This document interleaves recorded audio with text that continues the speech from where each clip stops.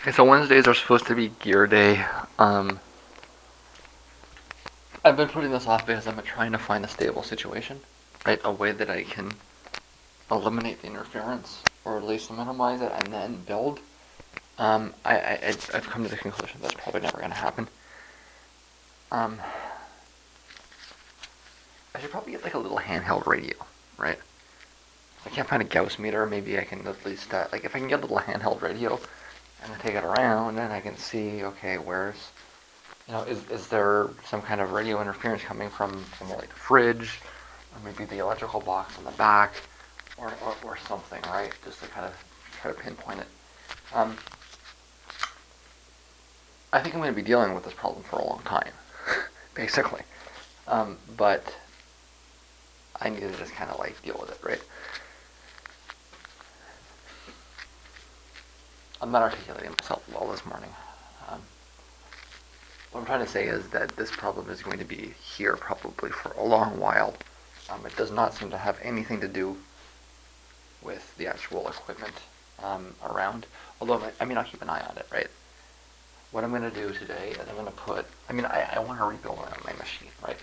That's the big thing right now.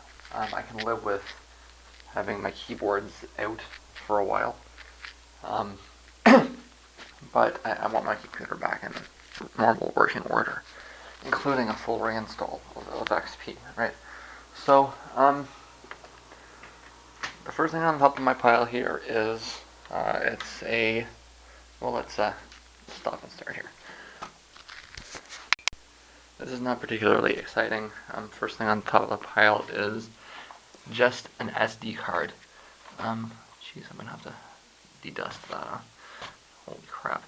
Well, it's been sitting there for a year. Yeah, it's just an all-in card reader. It's an SD card, a floppy disk, and all the other different kinds of cards. Um, because it was kind of necessary to have that at the time. I built it about 10 years ago. Nowadays, well, here's the actual flat truth. The SD card reader was old enough that I tried to plug the SD card that I'm actually using for my camera in here, and it's like, I think it's 16, no, or is it? It's either 16 or 32 gigabytes, but it appears to be too big, and the drive, I can't read it. It has a little slot in the computer space there, right? What else can I put in there? Essentially nothing. But in the long run, I'm going to want to have that filled, right? That's kind of the key point here. More than anything else, is let's get something in there to keep the dust out. Even if that's all it ends up being is the dust preventer, then so be it. So that's our weekly gear update. Let's stop and start again. So yeah, I'm not any closer to where I wanted to be, but I gotta just plow through it. I've only got a few more days left, I hope, of actually rebuilding and constructing and listening, right? Once I get through this kind of hump, I'm gonna have to.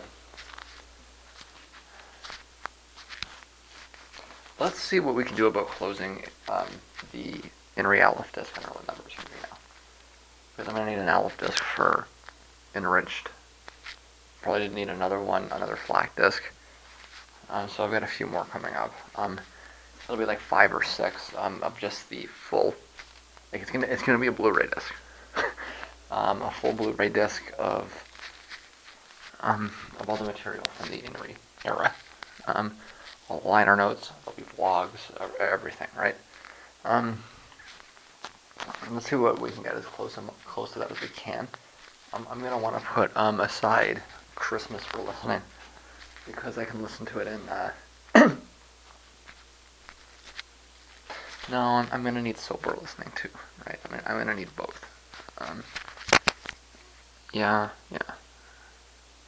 Alright, I'm probably better off if I push through right to the yeah. I can probably push through right up to where I am, which is like Inri 50 something.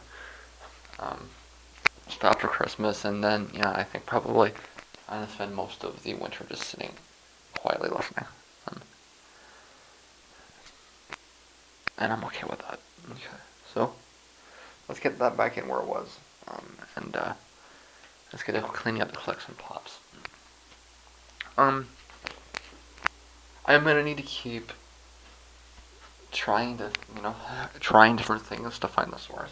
But I learned a while ago that all I can do is try to find ways to mitigate it, try to block it. It doesn't. Whatever is causing this seems to be environmental. It seems to be the neighborhood, and I'll keep an eye on it, right? If I plug something into the computer and like all of a sudden it gets 10 times worse, then I'll have to adjust to that, and we'll do it one at a time for that reason. But as far as I can see, I'm not going to fix this problem by taking gear out or reorganizing it or plugging things in different outlets or anything like that. That's not going to fix this. I'm going to have to figure out what it is and either shield myself somehow with some kind of RFI shielding or take the problem out, right? If there's something on the other side of the building or something, then if I can figure out what it is, then I can react to it. Maybe I can ask somebody to turn something off or etc. Right? Like I say, as far as I can tell, it's the neighborhood, it's the power lines, it's the Wi-Fi signals, something that I can't change. Right? So let's just get things back in order, one at a time. It's going to take a long time, but let's get it going here. All-in-one card reader. I don't even think it counts as a gear, but there it is. Okay, one other thing. It's Thursday, so it's Ultra Reality. That'll be on hold until I get done doing. Everything's on hold until I know what I'm doing, and then there's going to be a total cleanup catch-up phase. So that's the thing with that. I always forget how to take the front off before it's too late, and I'm just ripping it off. I'm almost cutting myself. Again, I'm not using any static protectors or surge, protectors. I'm going bareback here on the static danger, and it took me a while to remember which one was the floppy and which one was the IDE, and then it took me a while to remember how to plug the card reader in, but it's a USB device. It is. I remember that. So it goes to the USB slot. And let's pick this up, plug it. Well, it's already plugged in. Pick it up, push it back, and obviously I'm going to want to make sure that it actually reads it before I put it back together completely. Yeah, it read the USB instantly. It's the USB. It read the card reader instantly as Sony USB. So I immediately recognized that. That was easy. Let's not tell you what my password is. Okay, so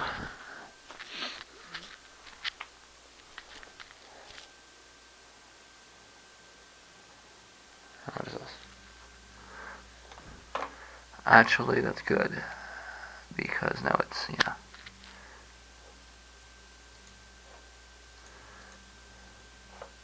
that's part of my script. It just deletes the recycle bin on all the drives.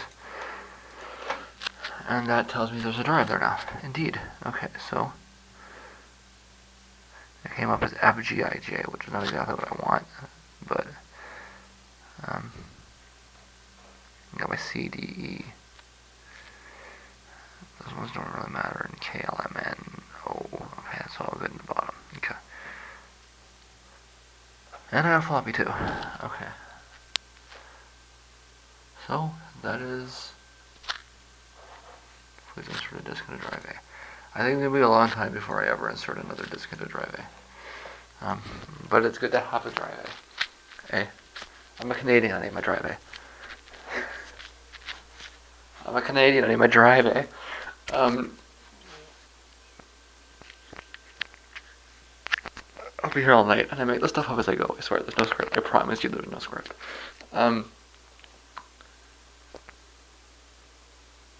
Actually, let's well, I gotta put the thing back together. So it works. Good. Let's turn it back off and when it comes back up, I'll get to listening and we'll talk once I've got something more productive to report. Yeah, on the reboot I got funny blue lights and my temperature's broken. My temperature is actually really important.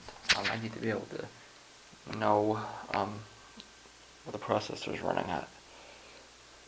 Um, with the temperature fluctuations in here. So let's turn it back off and figure out what the fuck that's going to make. I'm pretty sure I know how to fix the temperature. It's just plugged in wrong. But I don't know what's up with those blue lights. It's weird. Okay, good. We got that running again. I put the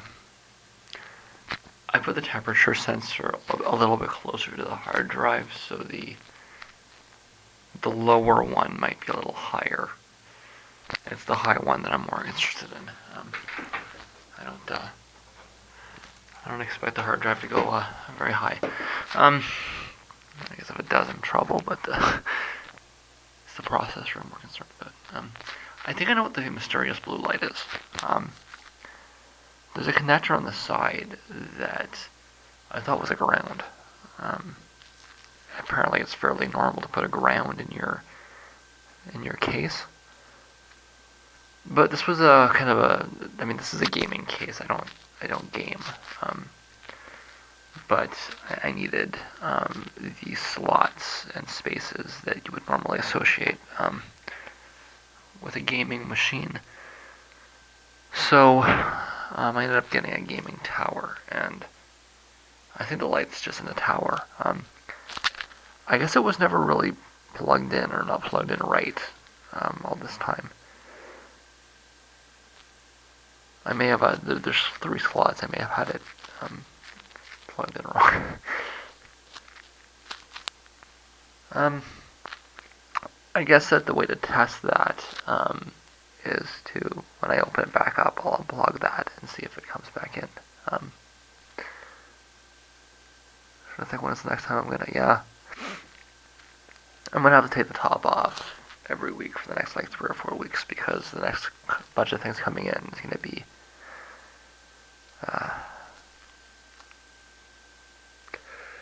excuse me. I've got that's my nitrogen allergy. I've got 3 optical drives coming in, so yeah.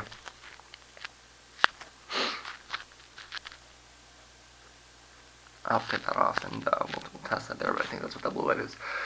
I think it was probably supposed to be on the whole time, it just never was. I guess it looks, I don't know. Why do gamers like lights on their towers?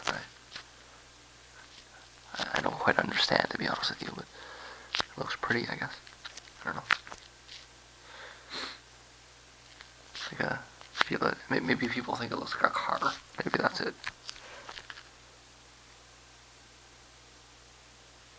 I'm thinking more like a spaceship.